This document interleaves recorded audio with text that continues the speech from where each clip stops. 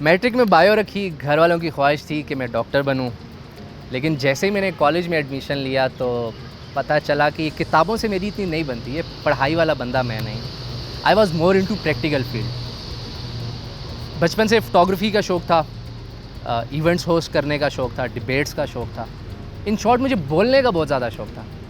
तो थोड़ा सा एनालिसिस करने के बाद मुझे पता चला कि मैं जिस फील्ड में जा सकता हूँ या जिस फील्ड में कामयाब हो सकता हूँ वो मीडिया की फ़ील्ड है।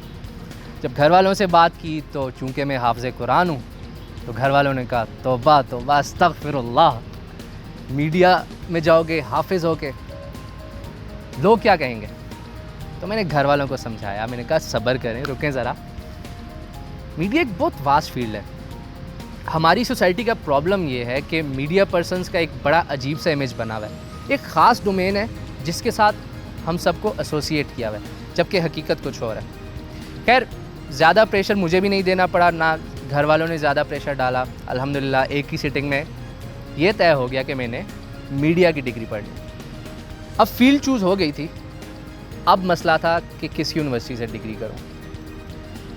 मैं घर से दूर भी नहीं जा सकता था, बाहर भी नहीं पढ़ने जा सकता था, यहीं पिंडी इस्लामाबाद में रह के मुझे डिग्री करनी थी। तो मेरे पास 2 से 3 ऑप्शन थे, जिसमें से मैंने रिफ़ा चूज़ की। एक बड़ी रैंडम सी रीज़न्स हैं कि मैंने रिफ़ा क्यों चूज़ की। उसकी 2 रैंडम रीज़न्स मैं आपको बताता चलूँ। एक तो कैंपस मेरे घर के बहुत करीब था। सुबह अगर 8 बजे क्लास होती थी, मैं आराम से 7:30 बजे उठ के 10 मिनट में चेंज करके टाइम पे क्लास में पहुंच जाता था। दूसरी रीज़न थी यहाँ पे यूनिफॉर्म था, रोज़ के नए कपड़े, कल क्या पहनूँ, परसों अच्छा मैंने पिछले वीक पहना था। इस सारी झंझट से बचने के लिए मैंने रिफ़ा चूज़ की। खैर, एडमिशन के लिए मैं जब आया तो मेरी मुलाकात एक ऐसे शख्स से हुई जो कि आज तक मेरे मेंटोर हैं।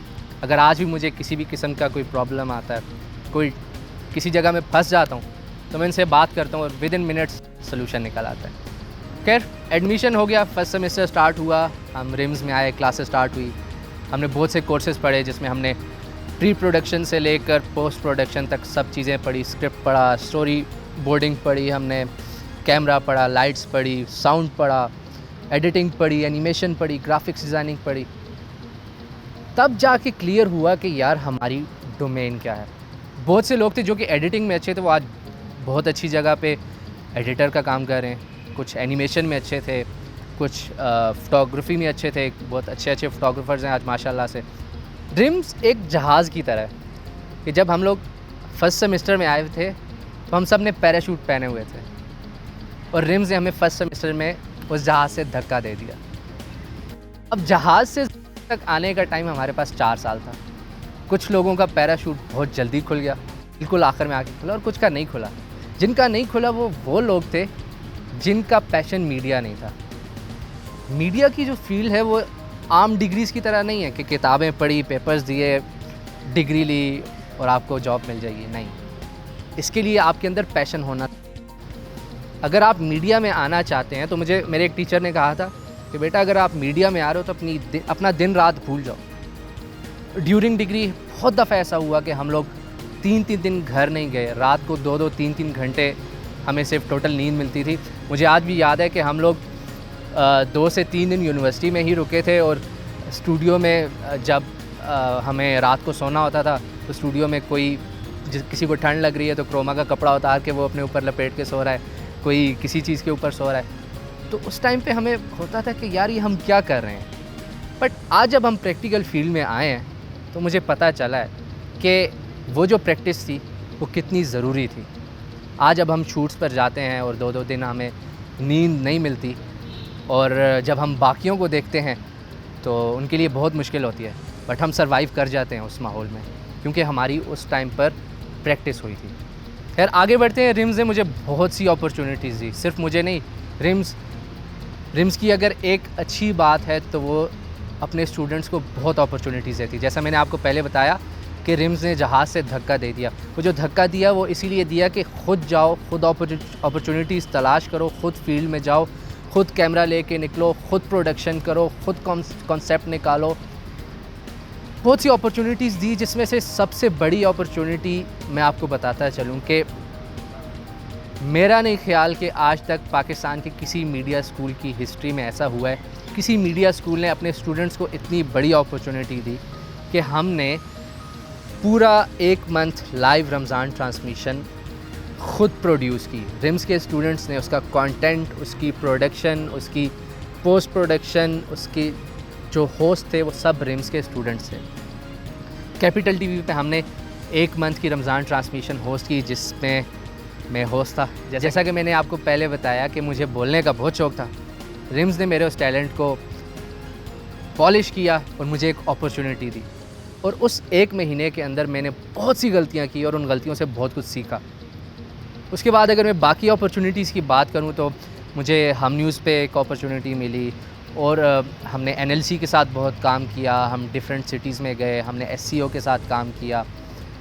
रिम्स का मेरे ऊपर बहुत सारे एहसानों में से एक एहसान है कि उन्होंने मेरे अंदर एक छुपा हुआ टैलेंट निकाला, जिसके बारे में मुझे ख़ुद नहीं पता था।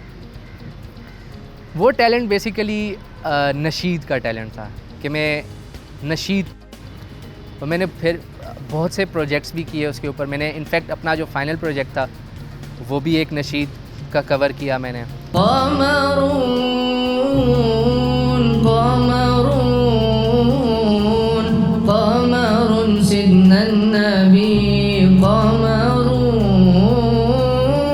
फिर इसके अलावा मेरे काफ़ी सीनियर से रमज़ान ट्रांसमिशन में मैंने नशीद परफॉर्म की, जिसको बहुत ज़्यादा अप्रिशिएट किया गया, बहुत ज़्यादा पसंद किया गया। अस्सलामु अलैका या रसूल अल्लाह, अस्सलामु अलैका या हबीबी या नबी अल्लाह।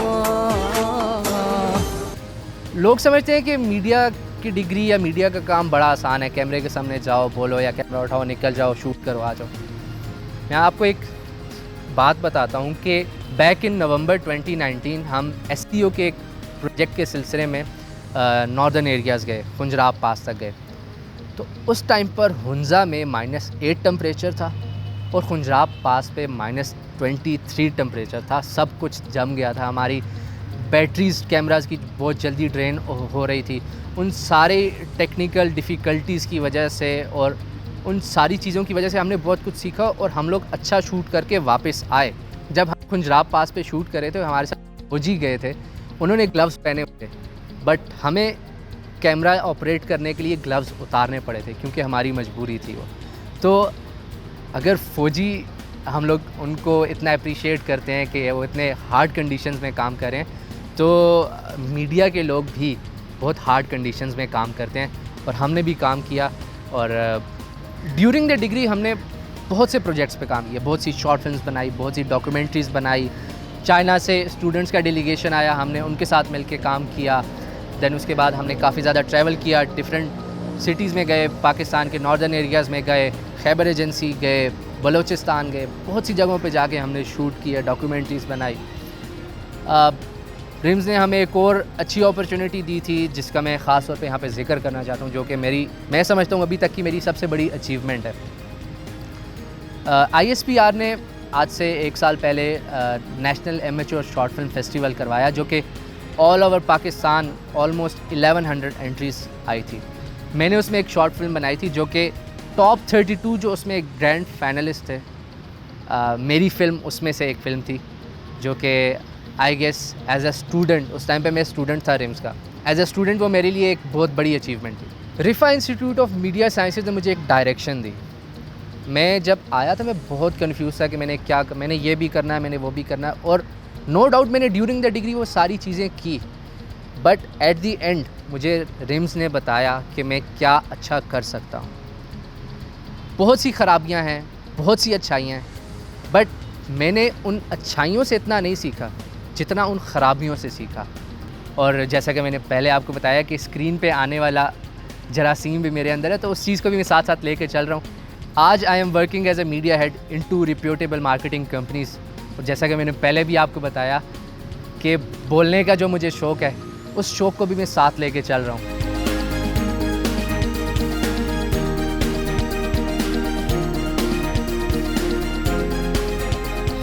इस तरह से यहाँ पे बड़ा अच्छा टर्नआउट निकल सकता है। Right now I am media head of 2 reputable marketing companies and I am happy with it.